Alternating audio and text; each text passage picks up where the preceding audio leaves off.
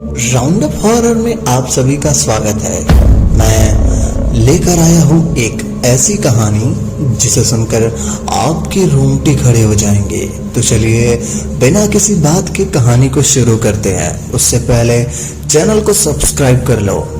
एक first year के छात्र ने एक पुराने हॉस्टल के सबसे आखिरी वाले कमरे में चाबी ली और अपना सामान वहीं शिफ्ट कर दिया।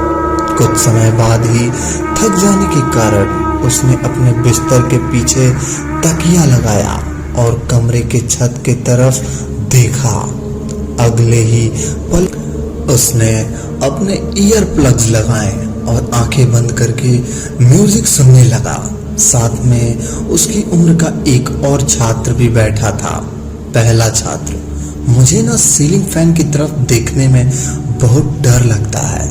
ऐसा लगता है जैसे अगले ही पल में मेरे सिर पर गिर पड़ेगा। नहीं गिरेगा, तुम निश्चिंत रहो, दूसरे ने कहा।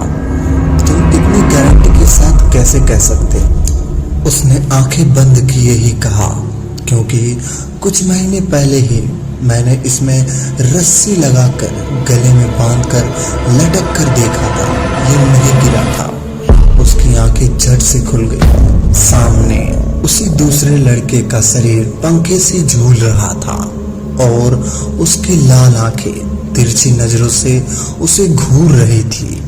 मुझे हिस्ट्री अब समझ आने लगी थी।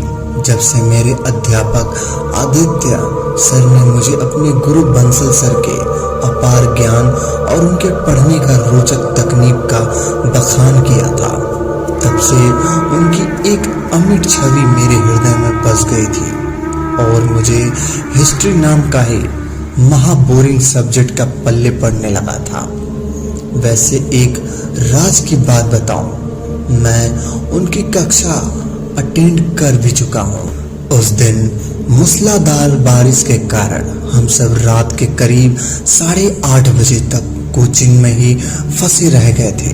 आखिर में थोड़ी देर बारिश थम के भीगते हुए घर की ओर निकल पड़ा। रास्ते में एक बेहद सुनसान मोड़ पड़ता था, जहां कुछ आवारा कुत्तों और जंगली झाड़ियों के सिवा और कुछ न था। मैं सड़क के पर कीचड़ से बचाकर चल रहा था कि तभी अचानक से पानी में मुझे कहीं कुछ हल्की सी रोशनी आती दिखी। मैंने जैसे ही उसकी तरफ देखा तो वहां एक पतली सरकरी सी गली थी, जिसके अंदर से रोशनी एक हल्की सी झलक से मिल रही थी। मुझे ऐसा लगा जैसे मुझे कोई उस तरफ खींच रहा हो और सम्मोहन में बांधकर मैं उस तरफ बढ़ता चला गया। चलते हुए मुझे सामने से एक छोटा सा कोचिंग सेंटर दिखा, जिसके ऊपर एक बंसल क्लासेस लिखा था।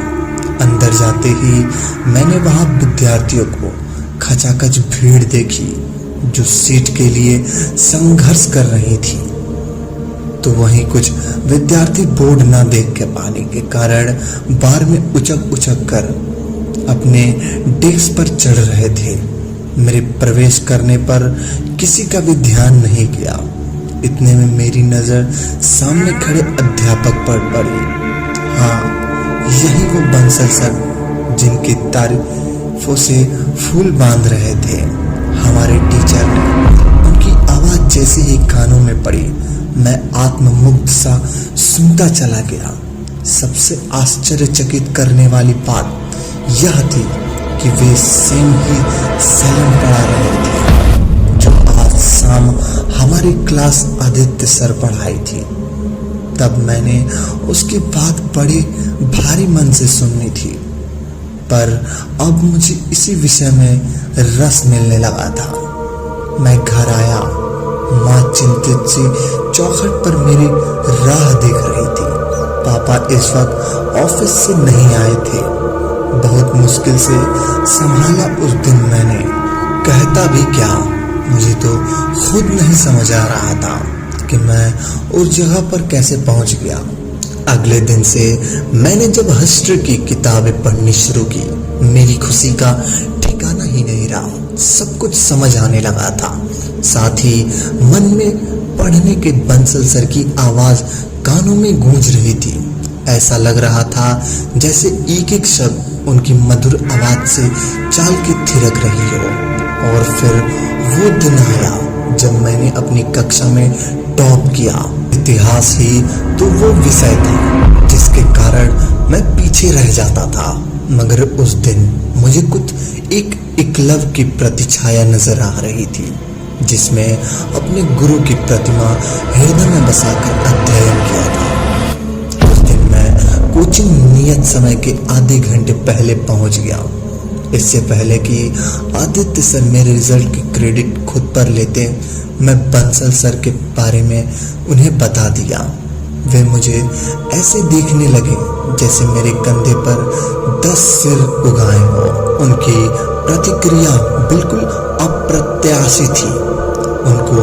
उन्होंने बताया कि बंसल सर की कोचिंग तो आज से 8 साल पहले ही किसी अनहोनी में आग के चपेट में आ गई थी, जिससे बंसल सर के साथ साथ उनके लगभग 150 छात्र भी उस हादसे में अपनी हाथ से जान दो बैठे थे। मैं स्तब्ध सा सब कुछ खड़ा ही रह गया। उस दिन कोचिंग से निकलने पर ज्यादा अंधेरा नहीं हुआ था। मैंने अपनी साइकिल उठाई और उसी रास्ते पर ले गया जहां मुझे वो कोचिंग सेंटर मिली थी। सामने उसी आकार का एक खंडहर था जिसकी दीवार जलकर पूरी तरह से खाली पड़ चुकी थी। मेरे सिर पर हथौड़ा की चोट का दर्द उठने लगा। उस दिन के बाद से मुझे हिस्ट्री से पहले से ही ज्यादा नफरत हो गई। मैं उससे और भी दूर भागने लगा। इस बीच मुझे मेरे पापा ने मम्मी से कहने पर एक छोटा सा कीपैड दे दिया ताकि मैं रास्ते में कहीं भी फंसूं तो उन्हें सूचित कर सकूं। उस दिन फिर मूसलाधार बारिश हुई। मैंने तय कर लिया इस बार हर हाल में उस रास्ते से नहीं जाना है, चाहे मुझे लंबा हाईवे ही वाला रास्ता ही क्यों न लेना पड़े।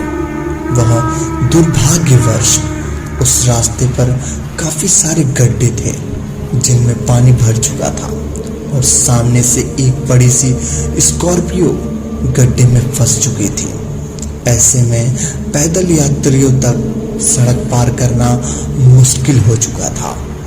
थक हार कर मैंने वही रास्ता ले लिया जिसमें मैं बाकी दिनों से जाया करता था। अंधेरा घिर आया था और रास्ते पिछली बार से भी ज्यादा भयावह दिख लग रहा था। मैंने उस मोड़ पर पहुंचकर डरते डरते ही उस गली की तरफ देखा। आज वहां से मुझे रोशनी की एक किरण नजर नहीं आई। एक राह की सांस लेकर मैं थोड़ा आगे बढ़ा। मुझे लगा एक बार अपने घर पर जानकारी दे दूं। बैग से अपना फोन निकाला ही था कि बिना उसे ऑन किए ही स्क्रीन पर एक रोशनी चमक उठी। कोई लाल रंग की रोशनी थी और उसका पीछा करते हुए मैं जैसे ही पीछे मुड़ा, सामने मुझे उसी परिचित चेहरे का झलक मिली जो अंधेरे में बिल्कुल काला नजर आ रहा था। उस साय को देखते ही मैं अपनी जगह से जम सा गया था। एकलव्य को गुरु दक्षिणा में उसको अपना अंगूठा काट कर देना पड़ा था। याद है, मेरे कानों में एक भारी कर्कश आवाज पड़ी और मेरा कीपैड छपाक की आवाज के साथ कीचड़ में गिर गया और इसी के साथ पूरा असेंबली ग्राउंड तालियों की गड़गड़ाहट से गूंज उठा। सामने खड़े आरव के चेहरे पर हल्की सी मुस्कुराहट थी। उसने मैदान के किनारे एक नजर डाली जहां पर पिछली रात से बारिश का पानी इकट्ठा हो चुका था। उस पानी में उसकी आंखों से वही चिर परिचित लाल रोशनी चमक उठी और उसकी मुस्कुराहट गहरी हो गई।